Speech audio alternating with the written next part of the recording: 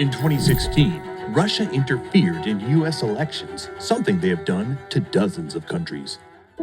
They did this through hacked DNC emails released through WikiLeaks, widespread disinformation campaigns on social media. They hacked voter databases in all 50 states. They penetrated the election systems in at least 39 states.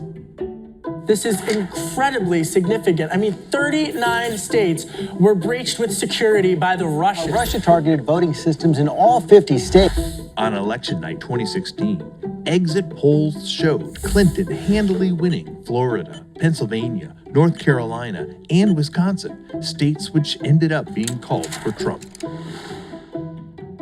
Computer scientists reported evidence of rigged vote results in 3 states. In one Senate report, a Russian intelligence agent described uncorking champagne on election night 2016, saying, Мы сделали Америку великой.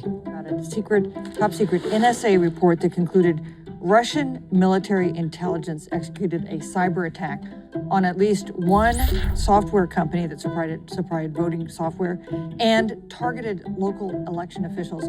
What do you make of this? We need to declassify more of that information so that Americans can fully appreciate how broad and far-reaching this Russian attempt to interfere in our most basic democratic process. And we're learning disturbing new detail about just how pervasive the Russian attack on the 2016 election actually was. But it's not just our election systems. Russian hackers were able to gain access to the control rooms of U.S. electric utilities last year. Russia hacked into the U.S. electrical grid.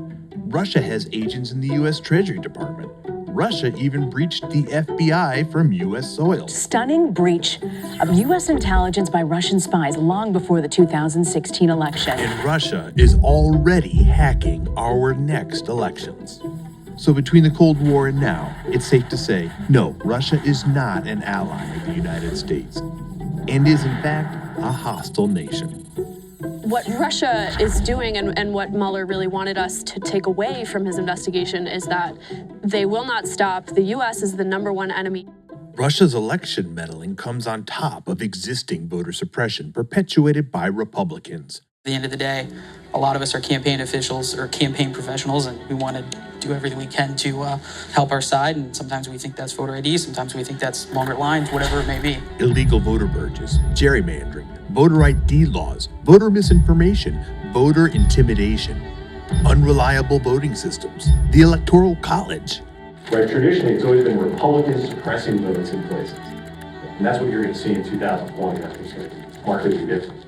It's going to be a much bigger program, a much more aggressive program, a much better funded program. And we're going to need all the help we can get, especially in Wisconsin, because again, this is the state where the tipping point is. And all this in a new era of campaign finance laws, which lets candidates discreetly work with organizations that take undisclosed sums after Supreme Court decisions like Citizens United versus FEC, McCutcheon versus FEC.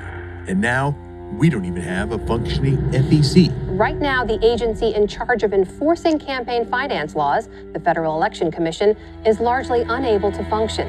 The departure. So in this new age of campaign finance lawlessness, a candidate announced he would self-finance a run for president.